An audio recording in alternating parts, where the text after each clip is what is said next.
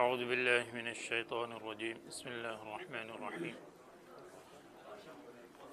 لیس علیکم جناح ان تبتغوا فضلا من ربکم فإذا أفضتم من عرفات فاذكروا الله عند المشعر الحرام واذكروه كما هداكم وإن كنتم من قبله لمن الضالين ثم أفيضوا من حيث أفاض الناس واستغفروا الله إن الله غفور رحيم فإذا قضيتم مناسككم فاذكروا الله كذكركم آباءكم أو أشد ذكرا فمن الناس من يقول ربنا آتنا في الدنيا وما له في الآخرة من خلاق ومنهم من يقول ربنا آتنا في الدنيا حسنة وفي الآخرة حسنة وقنا عذاب النار أولئك لهم نصيب مما كسبوا والله سريع الحساب واذكروا الله في أيام معدودات فمن تعجل في يومين فلا إثم عليه ومن تأخر فلا إثم عليه لمن اتقى واتقوا الله واعلموا أنكم إليه تحشرون صدق اللہ العظیم۔ یہ حج کے متعلق 8 آیتیں جو ہے یہاں پر اس کے اندر حج کے متعلق احکامات ذکر کیے گئے ہیں، جس میں 2 کا ذکر گزشتہ کل ہوا تھا۔ آج جو ہے وہ 6 آیتیں، وہ اس کا ترجمہ اور اس کی تفسیر انشاءاللہ آپ کے سامنے ذکر کی جائے۔ سب سے پہلے آیت شریفہ یہ ہے جس میں ایک شبہ اور ایک اشکال کا جو ہے وہ جواب دیا گیا ہے۔ چونکہ زمانے جاہلیت کے اندر بہت ساری چیزیں حج کے اندر کی جاتی تھی، تو من جملہ اس کے یہ لوگ حج کے زمانے کے اندر مینا وغیرہ کے اندر جو بازار لگایا کرتے تھے اور اس میں مختلف چیزوں کی نمائش وغیرہ ہوتی تھی۔ تو اب زمانے اسلام کے اندر جو ہے بعض لوگوں کے دلوں کے اندر یہ خیال پیدا ہو گیا کہ شاید اب اسلام کے اندر حج کے زمانے کے اندر تجارت اور خرید و فروخت کی اجازت نہیں ہوگی اور بظاہر یہ چیز مناسب نہیں ہے۔ چنانچہ بعض لوگوں نے جو اس کے متعلق سوال کیا، چنانچہ ایک روایت میں ہے کہ حضرت عبداللہ ابن عمر کے پاس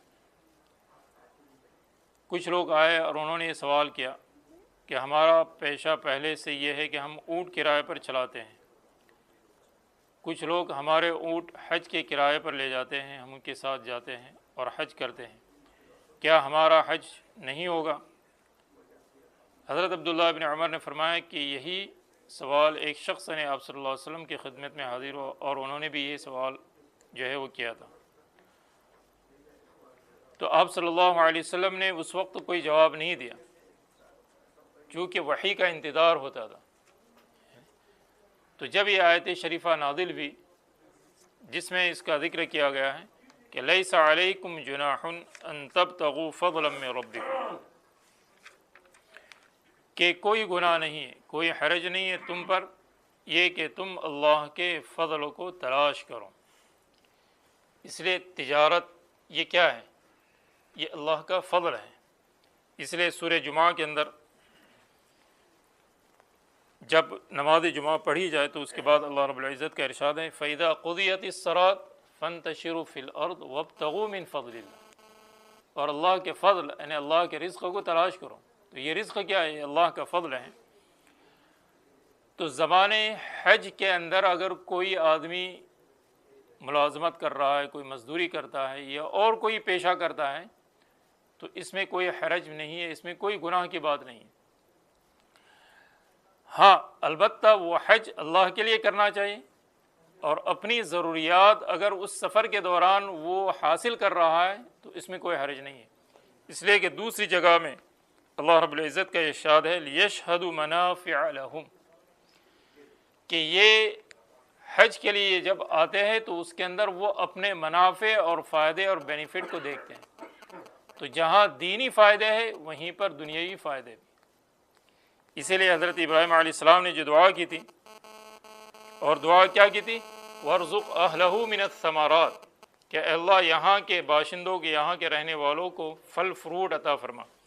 تو حضرت مفتی محمد شفیع صاحب رحمۃ اللہ علیہ فرماتے ہیں کہ جس طریقے سے گویا درختوں کا خلاصہ جو ہے پھل فروٹ ہے، اسی طریقے سے موجودہ دور کے اندر جو ایجادات ہے، جو چیزیں جو ہے پیدا ہو رہی ہے، تو یہ بھی گویا کیا ہے، ایک قسم کی جو ہے اس کا ثمرہ ہے۔ تو چنانچہ آپ دیکھ رہے، اور جو جا چکے ہیں ان کو بھی بتایا، نہ گئے ان کو بھی علم ہوگا کہ جو چیز بنتی ہے کسی ملک کے اندر، تو آسانی سے اگر پوری دنیا میں پہنچانا ہو تو اس کو مکہ مدینہ کے مارکیٹ کے اندر پہنچا دو، وہاں سے پوری دنیا کے اندر جو وہ چلی جائے گی۔ تو یہ جو ہے فوائد حاصل ہو رہے ہیں۔ تو وَارْزُقْ أَهْلَهُ مِنَ الثَّمَرَاتِ، تو بہرحال تجارت اگر آدمی صحیح نیت سے کرے، چاہے زمانے حج کے اندر کرے، تب بھی کوئی حرج کی بات نہیں۔ اب تو آج کل مستقل جو ہے وہ حج اور عمرہ کیا ہے، مستقل ایک گویا کیا ہے، تجارت اور بزنس کا ایک ذریعہ بھی بن گیا ہے۔ تو اس میں اگر شرعی طور پر اور حدود کا لحاظ کرتے ہوئے اگر کیا جائے تو اس میں کوئی حرج کی بات نہیں۔ لیس علیکم جناح، کہ تمہارے لیے جو ہے کوئی حرج نہیں ہے اگر تم تلاش کرو تمہارے رب کا رزق۔ تو گویا یہ ایک صحابہ کے دل کے اندر ایک جو ہے شبہ تھا، تو جس کا جواب یہاں پر ذکر کیا گیا۔ فَإِذَا أَفَضْتُم مِّنْ عَرَفَاتٍ فَاذْكُرُوا اللَّهَ عِندَ الْمَشْعَرِ الْحَرَامِ، اور جب تم عرفات سے واپس آنے لگو تو مشعر حرام کے پاس اللہ تعالیٰ کو یاد کیا کرو، اس طرح یاد کرو جس طرح تم کو اللہ تعالیٰ نے بتلا رکھا ہے، اور حقیقت میں اس سے پہلے تم محض ناواقف تھے۔ وَإِن كُنتُم مِّن قَبْلِ لَمِنَ الضَّالِّينَ۔ آپ سب اس بات کو اچھی طرح جانتے ہیں کہ حج کا رکن اعظم وہ وقوف عرفہ ہے، یعنی جو حاجی عرفات کے میدان کے اندر غروب آفتاب سے پہلے 9 ذی الحجہ کو وہ ٹھہر گیا تو اس کا حج ہو گیا۔ باقی جو ارکان ہیں جیسے رمی جمرات ہے، اس کے اندر آپ کسی کو نائب بنا سکتے ہیں، اس کا بدل ہے، اس کا دم ہے، لیکن وقوف عرفہ کا کوئی بدل نہیں، الا یہ کہ آپ آئندہ سال جو ہے پھر وہاں پر ٹھہریں، تبھی جا کے آپ کا حج ہو جائے گا۔ تو یہ سب سے بڑا جو ہے وہ رکن ہے۔ اس لیے بعض علماء نے یہ ذکر کیا ہے کہ اگر 10ویں کی رات میں یعنی صبح تک بھی اگر وہاں آدمی جا کر ٹھہر جائے تو اس کا حج ہو جائے گا۔ اس لیے ایک فقہا نے مسئلہ لکھا ہے کہ اگر حاجی سوتے سوتے بھی عرفات سے گزر جائے تو اس کا حج ہو جاتا ہے۔ یعنی اسی وجہ سے آپ نے دیکھا ہوگا بہت سے بیمار ہوتے ہیں وہاں پر جو ہاسپٹل میں ہوتے ہیں، تو حکومت اس کا بندوبست کرتی ہے کہ ان کو ایمبولینس کے ذریعے سے جو ہے وہ عرفات میں پہنچا دیتی اور پھر ان کو واپس لے آ جاتی۔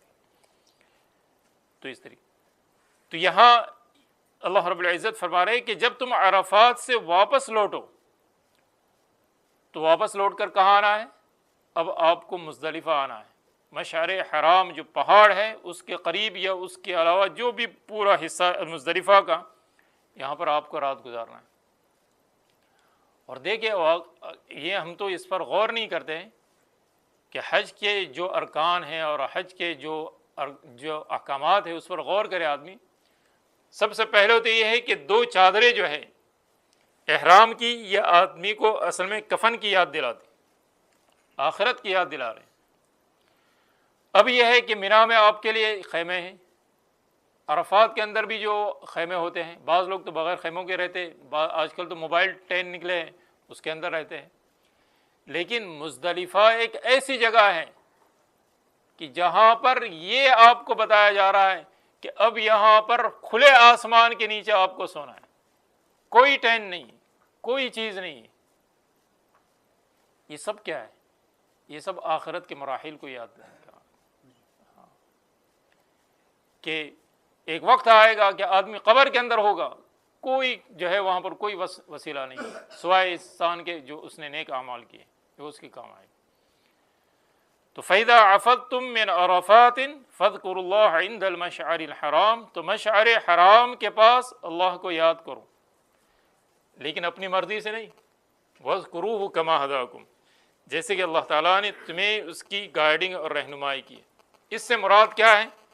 فقہاء اور مفسرین یہ بتاتے ہیں کہ اس سے مراد یہ ہے کہ اب عقل آپ کی یہ کہہ رہی تھی کہ مغرب کی نماز عرفات میں پڑھنی چاہیے، غروب ہو گیا، اور عشاء کی نماز مزدلفہ میں پڑھنی چاہیے، لیکن یہ حکم کیا ہے کہ مزدلفہ میں جا کر مغرب اور عشاء کو ساتھ پڑھنا ہے، اور ظہر اور عصر عرفات کے اندر ایک ساتھ پڑھنا ہے اگر امام کے ساتھ پڑھیں. بہرحال وہ اپنی جگہ پر مسئلہ ہے. تو اب مغرب اور عشاء جا کر کہاں پڑھنا ہے؟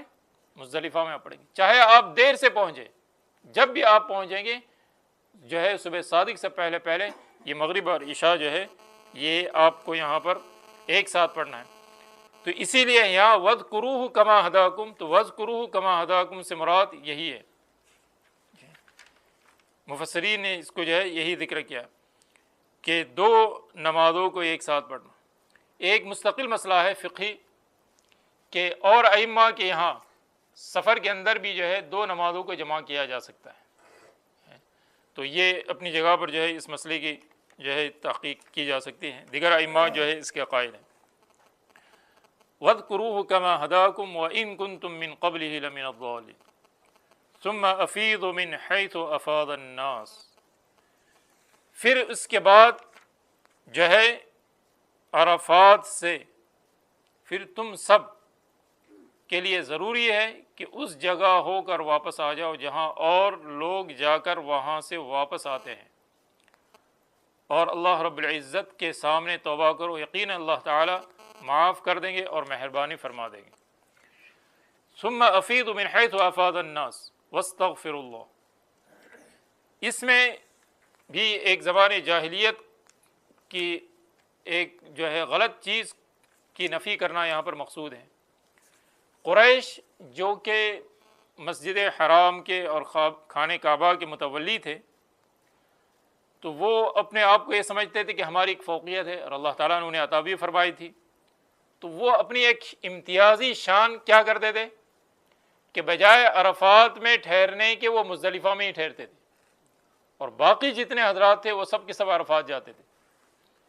تو اب اسلام میں یہ جو ہے حکم جو ہے آیا کہ اب یہ جو تمہاری جو سمجھ ہے کہ ہم مزدلفہ میں ٹھہریں گے، آگے نہیں جائیں گے، اس لیے کہ عرفات جو ہے حدود حرم سے باہر ہے، اور اس میں بھی بہت سارے حکمتیں اللہ تعالیٰ بہتر جانتا ہے. ایک مرتبہ مولانا محمد مکی صاحب جو ہے وہ درس کے اندر فرما رہے تھے کہ اللہ تعالیٰ کی جو اس میں بہت ساری حکمتیں ہوگی، تو حج کے لیے عرفات کے اندر کیوں بھیجا گیا؟ وہاں پر جانے کی کیا وجہ ہے؟ یعنی ہونا تو یہی چاہتا کہ بیت اللہ اور حدود حرم کے اندر وہیں پر ہوتا. تو ظاہر ہے کہ بیت اللہ کے اندر اور مسجد حرام کے اندر جب عورتوں کے لیے کوئی عارضہ پیش آتا ہے تو اس عارضے کی وجہ سے وہ جو ہے وہ مسجد حرام میں داخل نہیں ہو سکتی. تو اگر حج بھی وہیں پر ہوتا تو پھر یہ عورتوں کے لیے ایک مستقل مسئلہ بن جاتا. تو اللہ رب العزت نے جو ہے اس کے اندر بڑی حکمتیں ہیں، کہا کہ اب یہ سب کے سب کہاں چلے جائیں؟ عرفات کے اندر چلے جائیں. اور اس عرفات کے اندر جو ہے یہ ایک ایسی جگہ ہے جہاں پر اللہ کے نبی صلی اللہ علیہ وسلم نے گھنٹوں دعا مانگی ہے، جو ہے جبل رحمت کے پاس.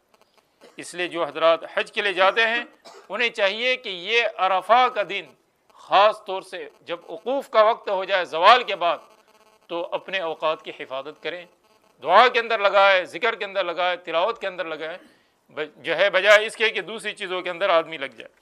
تو بہرحال تو قریش کی اس جو ہے غلطی فہمی کو اور غلطی کو دور کرنے کے لیے فرمایا ثم افیضوا من حیث افاض الناس، جہاں سے تمام لوگ لوٹتے ہیں تمہیں بھی وہاں پر لوٹنا ہے. حضرت مفتی شفیع صاحب فرما رہے ہیں کہ دیکھیے یہ اسلامی قانون ہے اور یہ اسلامی ضابطہ ہے کہ جس میں مساوات اور برابری کا سبق دیا جا رہا ہے کہ یہاں پر کسی کے لیے کوئی امتیاز نہیں ہے، چاہے وہ جو ہے مسجد حرام کے متولی ہو یا کوئی ہو۔ اور لباس کے اعتبار سے بھی آپ دیکھیں، اگر وقت کا بادشاہ بھی اگر حج کے لیے آ رہا ہے تو کیا اس کی کوئی شان ہوگی؟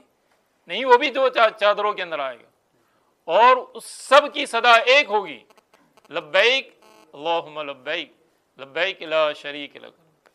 یہاں کوئی کسی کی امتیاز اور کوئی پوزیشن، کوئی جو ہے مقام نہیں ہے، سب کی صدا ایک، سب کا لباس ایک، اور سب کی جو ہے حالت ایک ہی حالت کے اندر سب یہاں پر کھڑے۔ ہاں، اس لیے یہ جو ہے یہ اسلام کی مساوات ہے جو ہمیں جو ہے اس عبادت کے ذریعے سے بتائے جا رہے ہیں۔ فَإِذَا قَضَيْتُم مَّنَاسِكَكُمْ فَاذْكُرُوا اللَّهَ كَذِكْرِكُمْ آبَاءَكُمْ أَوْ أَشَدَّ ذِكْرًا۔ اب حج کیا ہے؟ 5 دنوں کا نام ہے، 8، 9، 10، 11، 12، اور اگر کوئی 13 تک رمی جمرات کرے تو وہاں تک رہ سکتا ہے۔ تو 8ویں ذی الحجہ کو حاجی مینا میں جائے گا، اور 9ویں کو عرفات کے اندر، اور رات میں مزدلفہ آئے گا، پھر 10ویں کی صبح آ کر یہاں پر جمر عقبہ کی رمی کرے گا، قربانی، اور اس کے بعد جو ہے حلق اور طواف افاضہ کرے گا، پھر اس کے بعد اسے مینا بھاگنا ہے۔ اور مینا آ کر کیا کرنا ہے؟ فَإِذَا قَضَيْتُم مَّنَاسِكَكُمْ، اور جب تم اپنے حج کے احکام کو پورا کر لو اور مناسک کو پورا کرو، فَاذْكُرُوا اللَّهَ كَذِكْرِكُمْ، تو اللہ کا ذکر کرو جیسے کہ تم اپنے آباء و اجداد کا ذکر کرتے تھے، بلکہ اس سے زیادہ۔ زمانے جاہلیت میں بھی لوگ حج کرتے تھے، تو جب حج ہو جاتا یعنی عرفات سے واپس آتے اور مینا کے اندر ٹھہرنے کا جب موقع ہوتا تو اب کیا ہے؟ اب کچھ یہاں کچھ کرنا نہیں ہے، تو اب مجلسیں لگتی، اور اس کے اندر جو ہے وہ اپنے باپ داداؤں کے جو ہے وہ نعتیہ کلام اور ان کے فخر و مباحات اور ان چیزوں کے اندر لوگ مشغول ہو جاتے۔ فرمایا اب یہ بات نہیں ہوگی، کہ اب تمہیں چاہیے کہ کیا کرنا ہے؟ باپ داداؤں کا ذکر نہیں کرنا ہے، بلکہ یہاں پر کس کا ذکر کرنا ہے؟ اللہ کا ذکر کرنا ہے۔ حضرت مفتی شفیع صاحب نے ایک اچھی بات جو ہے وہ ذکر کی ہے، وہ کہتے ہیں کہ جب آدمی بچپن میں تھا تو بچپن میں سب سے پہلے عربی میں جب ابو کا آواز دینا ہوتا تھا تو کیا کہتا تھا؟ یا اب، یا اب۔ اب کے معنی ابو کے آتے ہیں، تو کہا کہ اب تو تم سمجھدار ہو گئے، اب بڑے ہو گئے، اور یہاں پر جو ہے آ گئے ہیں، تو اب بجائے اب کے یا رب پکارو، یعنی اللہ کو پکارو۔ اسی لیے جو ہے مینا کے دن کیا ہے؟ اس کے اندر ایام تشریق، اس کے اندر ہر نماز کے بعد تکبیر کہی جائے گی، ہر نماز کے بعد تکبیر کہنا ضروری ہے۔ اور اسی طریقے سے جب جمرات کی رمی کریں گے تو بسم اللہ اللہ اکبر، بسم اللہ اللہ۔ اور وہاں پر بھی آپ نے دیکھا ہوگا بعض لوگ خیموں کے اندر جب کوئی زیادہ گڑبڑ کرتا ہے نا تو کوئی آدمی کنکر اٹھا کر کہتا ہے بسم اللہ اللہ، یعنی اس پر بھی جو ہے وہ پھینکنا چاہیے۔ تو کیا مطلب ہے کہ جب جمرات کی رمی کرنا ہو تب بھی کیا کرنا ہے؟ اللہ کا ذکر کرنا۔ اور یہاں پر بھی ایک لطیفہ آپ کو سنا دے کہ بعض حضرات جو ہے وہ حج تو کرتے ہیں لیکن وہاں پر بھی جو ہے اپنی مرضی کو ہی چلاتے۔ اب جب آپ کو جمرات کے معنی ستون کو کنکری مارنا ہے، وہ تو ایک علامت ہے، تو بعض لوگ کیا کرتے ہیں؟ کنکری نہیں بلکہ بڑا ڈھیلا لے جاتے بڑا، اور بعض کو بالکل جوش آ جاتا تو وہ چپل ہی مارتے، بعض تو چھتری پھینکتے۔ ارے اللہ کے بندو، وہاں کوئی شیطان نہیں ہے جس کو آپ جو ہے وہ چھتری مار رہے، پتھر مار رہے، یہ تو اس لیے ہے کہ لذکر اللہ، اور اس سے ایک بڑا گناہ جو ہے وہ دھل جاتا ہے۔ اس لیے اگر کوئی پٹھان صاحب اور خان صاحب ہو تو شیطان کو مارنے کے لیے طریقہ یہی ہے کہ چھوٹی کنکری ماری جائے، بڑی کنکری مارنے کی ضرورت نہیں ہے۔ تو فَاذْكُرُوا اللَّهَ كَذِكْرِكُمْ آبَاءَكُمْ أَوْ أَشَدَّ ذِكْرًا، تو اس سے زیادہ ہے۔ اچھا، اور زمانے جاہلیت کے اندر حج ہوتا تھا تو اس کے اندر لوگ کیا کرتے تھے؟ بہت سے غیر مسلم بھی ہوتے تھے، وہ بھی حج کرتے تھے، لیکن ان کا سب زیادہ دار و مدار کیا ہوتا تھا کہ وہ ان کے ذریعے سے یہی چاہتے تھے کہ ہماری دنیا بن جائے۔ تو وہاں پر جب مانگتے بھی تھے تو وہ مانگتے تھے ربنا آتنا فی الدنیا، اے اللہ جو کچھ دینا ہمیں دنیا ہی میں دے دے۔ تو اللہ فرما رہے کہ جو اس طریقے سے مانگتا ہے وما لہ فی الآخرۃ من خلاق، اس کے لیے آخرت میں کوئی حصہ نہیں ہے۔ تو کیا کرنا چاہیے؟ تو فرمایا مومن وہ ہے جب مانگتا ہے تو یہ مانگتا ہے ربنا آتنا فی الدنیا حسنہ وفی الآخرۃ حسنہ، اے اللہ دنیا کی بھی بھلائی دے اور آخرت کی بھی بھلائی عطا فرما۔ اب دنیا کی بھلائی سے کیا مراد ہے اور آخرت کی بھلائی سے کیا مراد ہے، اس کو ابھی میں ذکر کرتا ہوں۔ اس کے علاوہ جو رکن یمانی اور حجر اسود کے درمیان میں جو دعا پڑھی جائے گی، وہ کون سی دعا پڑھی جائے گی؟ ربنا آتنا فی الدنیا حسنہ وفی الآخرۃ حسنہ وقنا عذاب النار۔ اور مستقل محدثین نے ابواب قائم کیے ہیں ابواب الدعوات کے اندر، تو ایک باب ہے باب جامع الدعا، یعنی آپ صلی اللہ علیہ وسلم سے ایسی دعائیں منقول ہیں جن کے الفاظ مختصر اور اس کے میننگ زیادہ ہیں۔ تو ان دعاؤں میں سے ایک دعا یہ بھی ہے کہ آپ صلی اللہ علیہ وسلم ہمیشہ یہ دعا مانگا کرتے تھے، ربنا آتنا فی الدنیا حسنہ فی الآخرہ۔ اس لیے آپ افطاری کے موقع پر ہمیں اور کچھ مانگنا نہیں آتا اور آپ کچھ نہیں مانگ سکتے تو یہی مانگتے رہے، اس میں سب کچھ آ گیا۔ اس لیے حضرت قاسم ابن عبد الرحمن فرماتے ہیں کہ جس کو اللہ تعالیٰ نے 3 چیزیں عطا فرمائی، قلب شاکر، لسان ذاکر اور بدن صابر، اس کو گویا دنیا اور آخرت کی تمام چیزیں مل گئی۔ شکر کرنے والا دل، ذکر کرنے والی زبان اور صبر کرنے والا بدن، تو اس کو سب کچھ مل گیا۔ اور ایک حدیث میں فرمایا جس کو 4 چیزیں مل گئی اس کو دنیا اور آخرت کی سب چیزیں مل گئی، ذکر کرنے والی زبان، شکر کرنے والا دل اور صبر کرنے والا بدن اور نیک بیوی۔ نیک بیوی جو دینی کام میں تمہاری مددگار بنے، یہ بہت بڑی بات ہے، اور خصوصاً یہاں کے رہنے والوں کے لیے تو نیک بیوی ایک بہت بڑی نعمت ہے۔ اسی لیے جو ہے ربنا آتنا فی الدنیا حسنہ کے اندر یہ چیز بھی داخل ہو جائے گی۔ تو اور آج کل ایک چیز عام ہے، ہم سب جانتے ہیں کہ ماشاءاللہ رستہ بلاک کر کے کھڑوتا گڈی نہ کوئی اندر بڑے T607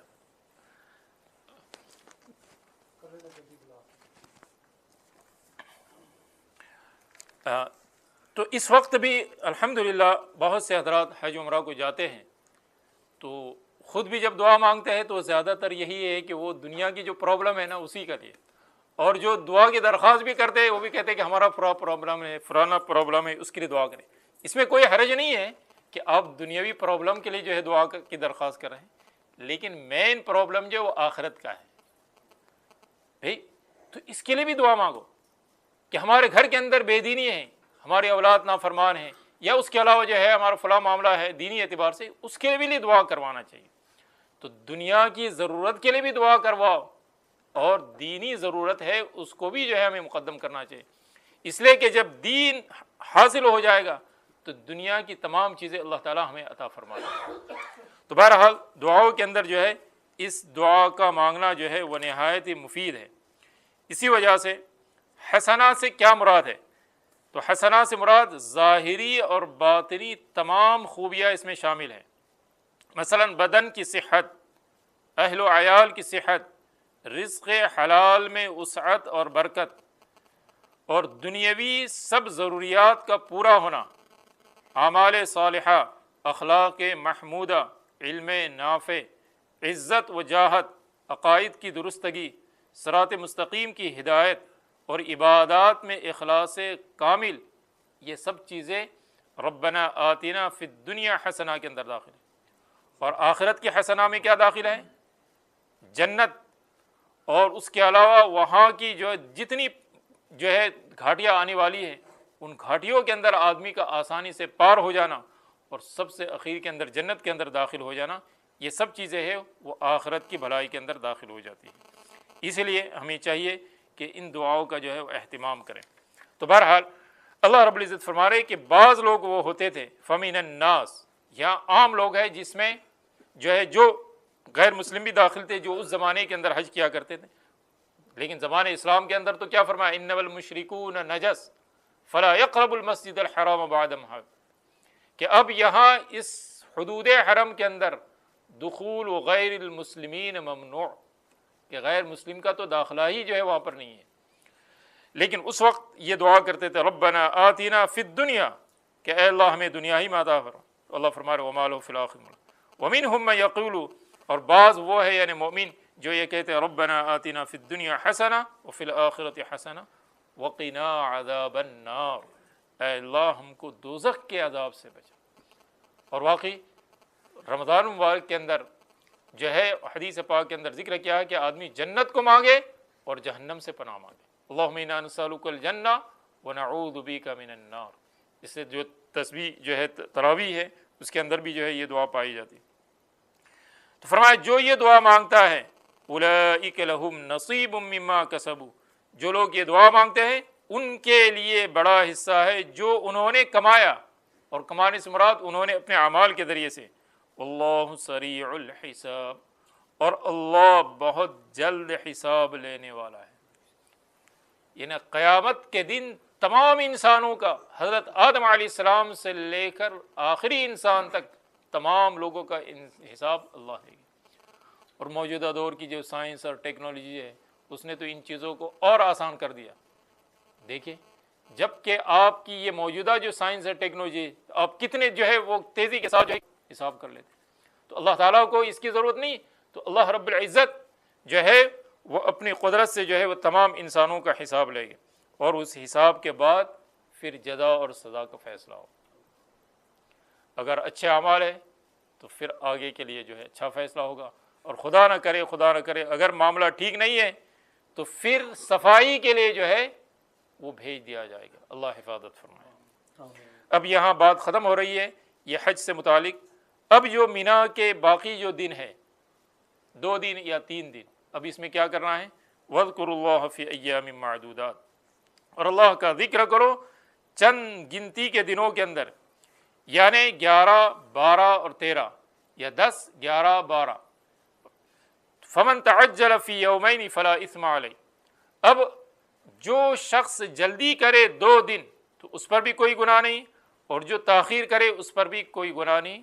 لمن اتقى، بشرط کہ وہ ڈرتے رہا اللہ تعالیٰ سے. اصل میں یہ کہ جب یہ لوگ حج کرتے تھے تو یعنی 11 اور 12 کی رمی کر کے 13 کی رمی سے پہلے جانے کو کہتے تھے کہ یہ درست نہیں ہے،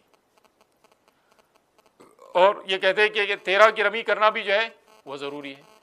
تو اسلام نے اور اللہ تعالیٰ نے فرمایا کہ جو 2 دن رمی کرے، یعنی 10ویں دن تو کی تھی، تو 11 اور 12 کی رمی کر کے غروب سے پہلے اگر یہ نکل جاتا ہے تو یہ اب اس نے گویا ارکان پورے کر لیے. اور اگر کوئی بندہ غروب تک ٹھہر گیا تو اب 13ویں دن کی رمی اس کے ذمہ واجب ہو جائے گی. لیکن اس کے اندر سہولت یہ ہے کہ 13ویں دن آپ کو زوال کی انتظار کرنے کی ضرورت نہیں ہے، آپ زوال سے پہلے بھی رمی کر سکتے ہیں. تو گویا 11 اور 12 کی بھی رمی کر سکتے ہیں، اور 11 اور 12 کے ساتھ 13 کی رمی بھی کر سکتے ہیں، دونوں کی گنجائش ہے. اب اخیر میں اللہ رب العزت فرما رہے واتقوا اللہ، کہ یہ تم نے بہت بڑا فریضہ ادا کیا ہے تو اب تمہیں ڈرنے کی ضرورت ہے. چونکہ شیطان جو ہے نا وہ اب کہے گا حاجی صاحب اب آپ کے تو گناہ معاف ہو گئے، تو اب ہو سکتا ہے کہ اس کے اندر عجب پیدا ہو جائے، بڑائی پیدا ہو جائے کہ میرا کیا کہنا. میں نہیں، اس لیے حج مقبول کی علامت کیا ہے؟ فرمایا اس کی زندگی کے اندر چینجنگ آ جائے، اس کی زندگی کے اندر تبدیلی آ جائے. پہلے اگر وہ نماز کا پابند نہیں تھا اب وہ نماز کا پابند بن جائے.